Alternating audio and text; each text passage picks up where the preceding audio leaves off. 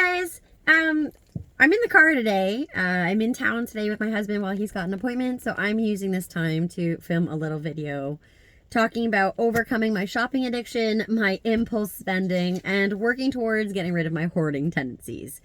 It is raining outside right now. Excuse me. So I apologize if you hear the pitter patters and it feels like I'm yelling at you. I'm not trying to yell at you. I'm just trying to make sure you can actually hear me. Sorry, I've got the hiccups. So yeah, today I want to go over what I've done to work on my shopping addiction, my impulse spending, and my hoarding tendencies. If you know me in real life, you know that I am a buyer before I'm even a thinker. It doesn't matter what it is, I buy first and I think about it later. And it was really bad. And this actually started in high school. I was raised by a parent who didn't have very good financial literacy. Or they may have and just had terrible habits. Could be either, could be neither. But I was not raised to value my money. I was raised with a who cares, you'll get more mentality. And that's not a good mentality to have. So these are some of the things that I have done over the last couple of years. I kind of started this in 2023 where I was like, you know what? I'm tired of this. All of my money's gone. My credit card was maxed. And I know for some people, a $3,000 credit card debt does not sound much. But when it is maxed out, it's affecting my credit score. And the interest the interest charges were almost more than what I could actually afford to pay off at the time. It was a real big wake-up call. So these are my steps. Ow. That I did in the last 2 years that have pretty much curbed my shopping addiction and my impulse spending, and then I'm still working towards my hoarding tendencies. So the first thing that I noticed was I had a really bad scarcity mindset when it came to money and belongings. It was pretty much if anything that I used went on sale, it didn't matter how big of a sale it was, I would stock up. Didn't matter if I used that product on a daily basis or if I used it once a year. If it was something that I knew, oh, I'll use this eventually, I would buy 2 or 3. And I ended up having, I'm still recovering from this because I still have 12 body lotions and 15 perfumes. I still have 3 things of sunscreen and face wash and hair stuff. It was stuff I knew I would use, but it was things that I didn't use quick enough to justify having that many of one product at a time. And it was really bad to the point where I have had to donate a bunch of it. I've sold some of it in little lots of unopened things. But of course, I lost money on all of that. So now I'm still trying to use stuff. I have not had to buy skincare or body lotions or anything like that in 2 years. I haven't bought any of it. The only thing actually that I've been able to use all of was my shampoo and conditioner and deodorants. Everything else I'm still using from things I've bought before 2023. And that's a very uncomfortable thought to have. So, but realizing that I was thinking that everything oh no, I'm not going to get it. What if it goes on sale again but it's not as cheap? It was a mindset that was not really good. So now I'm trying to think of an abundance mindset where if I see something on sale and I'm okay, do I still have some of this? Am I going to finish that in 2 weeks? No, I'm not buying it because it will absolutely go back on sale. It always does. No matter what it is, it might not be next week. It might not be next month. But there is nothing that I need that desperately that I cannot wait for the next time it goes on sale. And that's fine. So that was step 1. Realizing I did not need to have 5 of each item on hand all the time. Because truthfully, half the stuff I'm using is expired. Technically. It's still good, but it is technically expired by the bottles. My second thing was to log every purchase that I made into a spending app or just writing it down into a budget book. It wasn't really a budget book. It was more a spending book. And this really, really showed me what categories I was way overspending in. I use a free app on my phone for Samsung. It is literally just called Spending Tracker. You have to watch an ad every now and then if you're putting in multiple things, but I don't care. It's free and it works. But it breaks it down into categories, and you can add more categories, and it's got like your salary and stuff, so you can put your incomes in and then you put your expenses in. You can have like, you know, your monthly reoccurring bill, so that always is there. And seeing that I was negative every month I was coming out negative, and it wasn't even like negative $10, even negative $100. There were some months I was coming out like negative 500. And it was actually embarrassing to realize that I was way spending more than I could even like bring in. And like, I don't make good money. Even now at my job, I have a great job and I can afford everything. I don't make good money. I make 30 cents an hour, like more than minimum wage an hour, working at a factory. But the area I live in has lower cost of living, so I'm not going to complain. My bills are paid, and I do have, you know, I get to do what I want to do. So, but I've never really made good enough money for what the spending was coming out of my account because I couldn't afford it. And even when I did have, like, I worked at one plant where I was making like $20 an hour, working 60 hours a week, and I still was in the negatives because my spending habits were so bad. So bad. So, Spending Tracker and really giving myself that realization of what the heck I was doing and where the heck my money was going was crazy. I was embarrassed. And I was also determined because I did not like seeing that red. For somebody who has a neurodivergent mind, I absolutely hated it. It pissed me off. It pissed me off that I was wasting my money. I was working so freaking hard to bring in my money, and I was wasting it.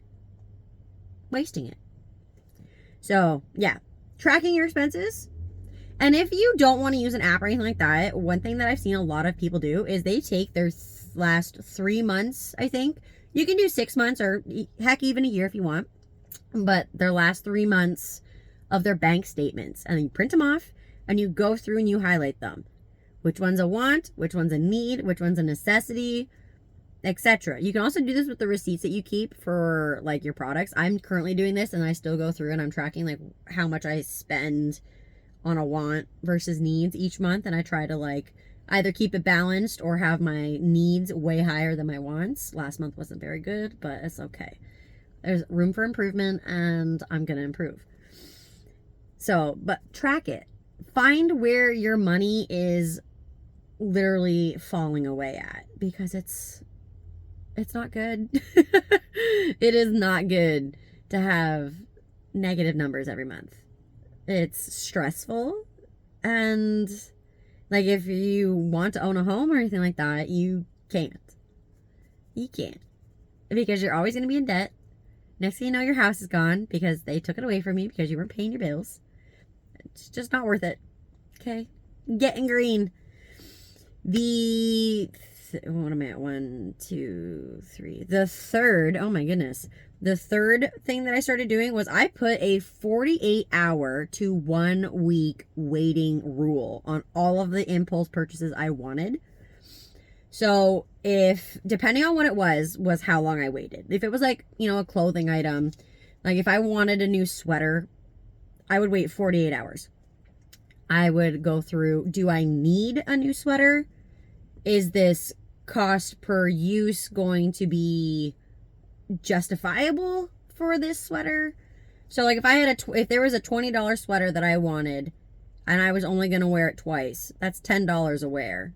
That's not worth it to me.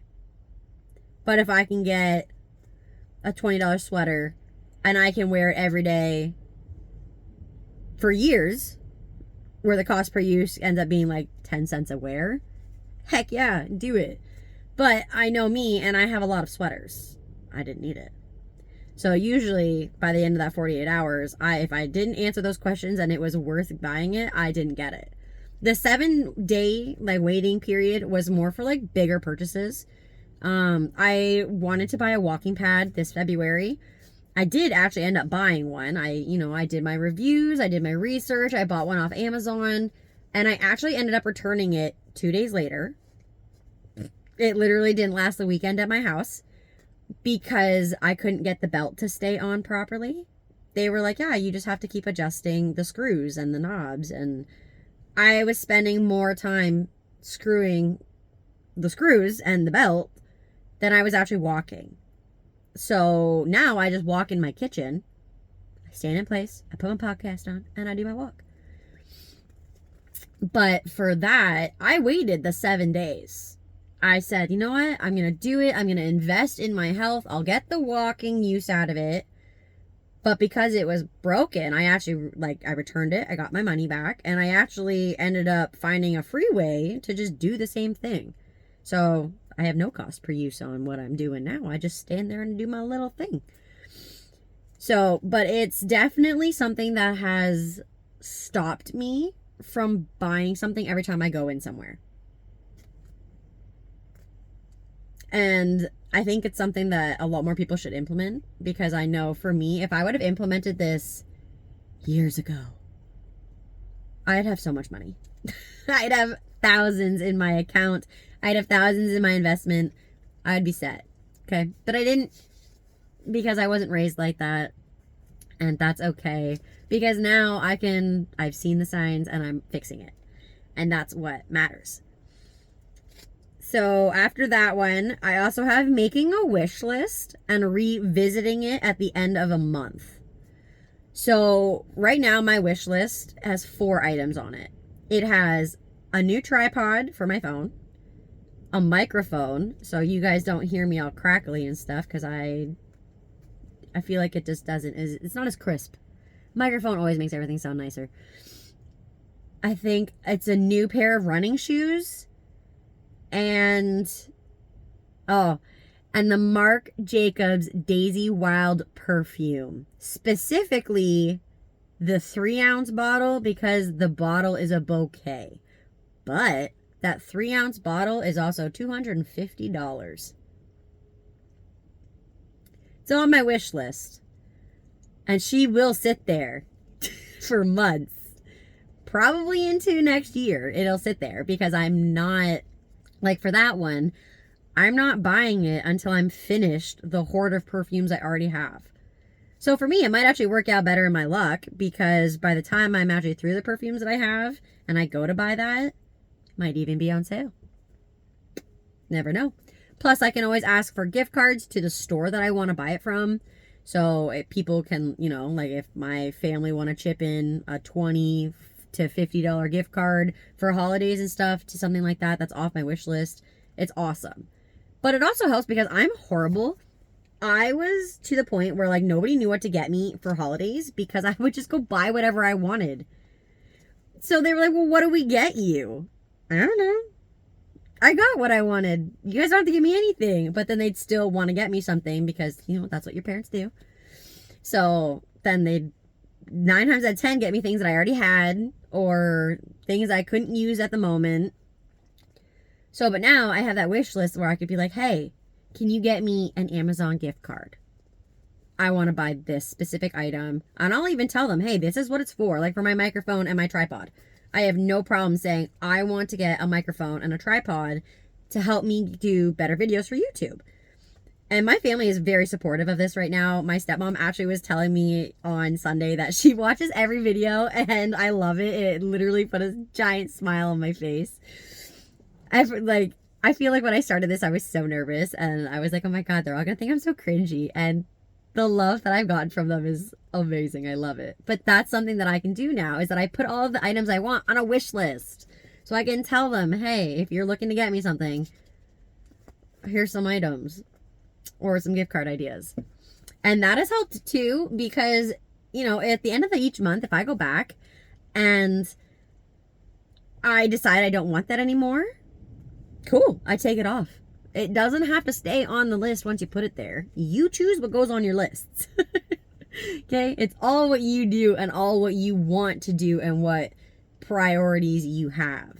And for me, my priorities were to stop freaking overspending and impulse shopping. And then, oh, another good one was I would put a lock on my credit card. If I felt like I was going down a spiral and I knew that I was like, ooh, I'm feeling spendy, I would lock my credit card. Can't spend on something that is locked. And then, once that feeling would go away, it's usually a week later, I would unlock it. Or I'd make sure that it was unlocked for my reoccurring bills and then relock it and then unlock it and relock it. And that's the joy with online banking, that I can do that. So that definitely helped as well, was taking away the ability to do that. Or if I had it on a day that it was unlocked for a reoccurring bill, I would leave my credit card at home. I'd give it to my husband. I'd be like, don't let me take this. I don't want this. If it's not in my checkings account, it's not coming with me because I'm not spending it.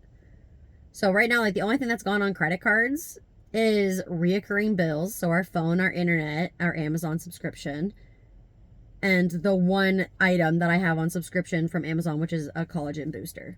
That's it. That's all that goes on my credit card. And it gets paid off every month. And my credit score has never been better. It's fantastic. So lock your credit card if that is an option for yours. Or better yet, don't let the credit card company put you into a big limit that you're allowed. When I first got my credit card, I was 18. I was allowed $500, which didn't seem like a lot of the time. But trying to pay that off as an 18-year-old was a lot, because I would have that maxed out every month. And then they said, oh, let's put it to 1,000. Okay. Put it to 2,000. Okay. Now it's 3,000. Okay. So if I were maxing that still, I think I've maxed it once since I've had it at 3,000. It was because we made a big purchase on something. I don't remember what it was, but it was expensive and it took months to pay off. Okay. So take it from me. If you don't know how to use your credit card, take some courses or ask a parent or something. Actually, not all parents know what they're doing with the credit card, okay? So ask somebody who knows what they're doing on how to use your credit card, okay? Don't just willy-nilly go out here, tapping away and spending, okay? Because right there is your detriment. It's your downfall. The hoarding things that I've been doing, so that was all like spending and impulse spending and shopping addiction. Now I'm going to get into the things that I've tried to implement to stop my hoarding tendencies. And the top one is weekly decluttering. I pick a room in my house and I go through it on a week. Like week by week, I pick one room and I spend the whole week. Once a day, I pick an area of that room and I go through something and I declutter something. I have to get rid of at least 5 items a day. Whether it is items that go in the trash because they're broken, or they're not even worth donating because it's like, what the heck is this? Why did I even have this? Nobody's going to want this. Why did I want it? So definitely decluttering. So 5 items a day, I either have to be able to sell them on Marketplace. Usually, most of my items that I put up on Marketplace, I literally sell them for like $2 to $20, depending on what it is. There's the rare occurrence that something goes up for more than that, but it's like an actual high valued item. So the decluttering is been very helpful. And like, I literally moved in July and I decluttered the house that we were living in then and now to what we're living in now. And I'm still decluttering because I didn't declutter enough, because I couldn't, because I held emotional attachments to things. And why, I don't know. There's so many things that I'm coming through now. Like, I have stuffed animals from my childhood. I have a whole rubber made of stuffed animals. Ooh, that wind shook the whole car. And I am struggling to make myself let go because it's nostalgic. It makes me think of a time when I didn't have so much stress and worry. And they're cute. I don't know if any of you guys watching this remember the Webkins craze. But when I tell you, I had like 70 freaking Webkins. I did. I had the big ones. I had the little ones. I had the keychain ones. I had whatever I could get my hands on of freaking Webkins because I was obsessed. And I look at my tote and I go, oh my good Lord, why do I still have these? But I do. So I'm going through that this week. Well, next week. I'm not doing much right now with this. I'm doing the basic things that I can get my hands on. Other than that, I'm not touching big amounts at the moment. But I'm going to be going through that, and my goal is to only keep 2 of them. And I know exactly which 2 I want because they're dinosaurs. I have I think it's the long necks. I have a brown and pink one, and then I have a Valentine's one, and they're very cute, and they were my favorites then, and they're still my favorites now, and those will probably be the ones I keep. But my goal is to get rid of the majority of them, and if I can convince myself to let go of those 2, I will as well. But I will be selling them on Marketplace. You know, I see people up there posting them for like $20 a webkin. I'm going to put them up for $5 each. Take them. I don't care. And then if it doesn't go, I'm going to do a garage sale at some point this summer. And I'm going to put them. I actually had this lady on Marketplace that came, and she was talking about what she did for her daughters. And they put them up on a clothesline, and they said, free, take one. And whatever didn't get taken that day, they donated to a retirement home or to sick kids. And I love that as somebody who was in sick kids when I was a kid. I wasn't there for long. Don't worry. I'm good now. But I definitely believe in donating to things that are great causes. And sick kids is a fantastic cause that my family supported, others in my family have needed, and I will forever support. So that is something that I will be doing if I don't end up selling them. And if I do sell them all, my goal is actually, when I'm mobile with both hands again, I'm planning to teach myself how to crochet stuffed animals so they can get handmade little stuffies as donations. And I think that's a really good idea too, because I have an immense hoarding of yarn as well. So that too. Using things, like I went and I did this massive cataloging of everything in my house, and as I go through everything, I'm crossing it off on my master catalog. So when I go through makeup, I cross something off. If it's an eyeshadow palette, I cross it off. If it's a nail polish bottle, I cross it off. So when I finish a ball of yarn, it'll get crossed off. And then it'll end up going into donations or as Christmas presents, other presents. But that's pretty much how I'm kind of working through what I do want to keep. Especially my craft supplies. I have so much. It's unhealthy how much I have for craft supplies. Again, probably like another few $1,000s worth of craft supplies. But so after that one, so after the decluttering, I'm trying to be realistic on whether I want an item in my possession, either while decluttering or while purchasing. So with decluttering, I know this was probably that like whole, if it doesn't spark joy, you don't need it. True. I never actually watched or read her book or whatever. I can't even tell you her name. I just remember that was a big thing during COVID where it was like, there's no joy. Get rid of it. So I'm pretty much back to doing that again with stuff I own, but also stuff that I've thought about buying. And it really is one of those things where you have to actually think your purchases through. And I know that sounds like a lot of, everyone's going to be like, it's not that easy. It actually is. It is. You just don't want to. Okay? That's a harsh truth. And I had to take that harsh truth too. Was that, it wasn't that, I don't have enough money, I don't make enough money. No, I just spent way too much of it on stuff I didn't need. And stuff I couldn't use in a timely manner. And I'm looking at y'all too, okay? If this is making you upset with me, take a look in the mirror and actually think about it, okay? Write down how you feel about your shopping and your impulses and stuff like that, because you never know. And then the last thing that I did is kind of a combination of all 3 of these on the shopping addiction, the impulse spending, and the hoarding. Is if I impulse bought an item and I didn't take the tags off and I kept the receipt, if by the next day I was like, oh my goodness, this was an impulse buy, I returned it. It's still brand new. It's still in packaging. It still has its tags.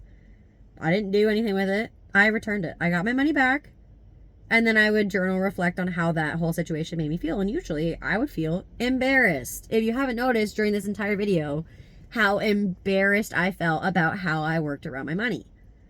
And now I don't. Now I am proud about how I work with my money.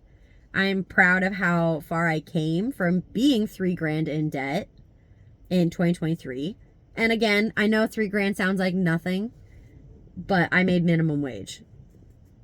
$3,000 when you make minimum wage is like a month and a half of working. So that's 6 weeks of pay that I had to pay back while also still paying my regular bills.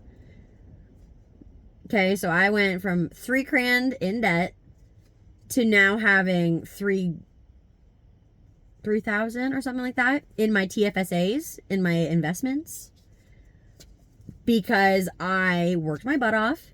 I sold whatever I could, and I paid down that debt, and now I'm proud. I'm proud, okay? And now when I go into a store, when I go into Walmart, Walmart used to be so bad. I used to walk by the clothes to get somewhere, and I would have to stop and I'd have to look through. Usually I always went first to the clearance rack because I'd be like, oh, it's on sale. It's on sale. And now I can walk by the clothes, the shoes, even the candies and stuff. I can walk by and I can go, oh, that's nice. And I walk by. I don't stop to look. I don't see if it's in my size. I don't check the price. I just go, that's nice. Okay. And I keep going because I'm on time schedules now. I cannot sit there and lollygag looking at stuff in the Walmarts. Oh my goodness. But you see what I mean? So to break it down, right? Shift your mindset. Log your purchases or track them somewhere. Put yourself on a waiting period. Lock your credit cards. Declutter. And if you're decluttering, sell what you can. Make a little bit of money back. And then actually think about whether or not you want an item. And if you buy an item and you can, return it. Okay? So there you go. That is how I overcame my shopping addiction, my impulse spending, and hoarding tendencies. As a 27-year-old who was raised with this mentality from like 7, okay? That's the earliest I remember talking about money, okay? I don't know. But if any of this helps anybody, even if you take one takeaway from this and it helps you in the long run anywhere, I did my job. It's not even a job, okay? But I did what I set out to do, and that was to help other people who have these issues that I have as well. So if you made it this far, thank you. I'm proud of you. This was, so right now we're at 27 minutes yapping. So this was supposed to be a shorter video, and again, it's not. But thank you. If you made it this far, I appreciate you, and I love you. If you're not subscribed, feel free to subscribe, because I'm guessing if you made it this far, you kind of want to hear some more stuff like this, and I will happily talk about it. If you haven't noticed, I'm a certified yapper. I have the sticker on my water bottle and everything. But yeah, so give a subscribe if you want to find content like this. This one will be going into a finance, I'm literally going to call the playlist Finance Yapping. And this one is going to go in with like some of the other ones that I'm going to talk about, like my budgeting and stuff like that. So it's something that you are interested in and you want to hear more about. Drop a comment if you have any questions. I will happily make another video talking about stuff that has been brought up through the comments and just other things that people ask along the way. And if you have any other ideas for stuff that you would like to hear about, like investments or whatever, and how I learned how to invest in literally 6 weeks by ADHD deep diving into it, I would love to do that too. Love y'all. Bye. Woo!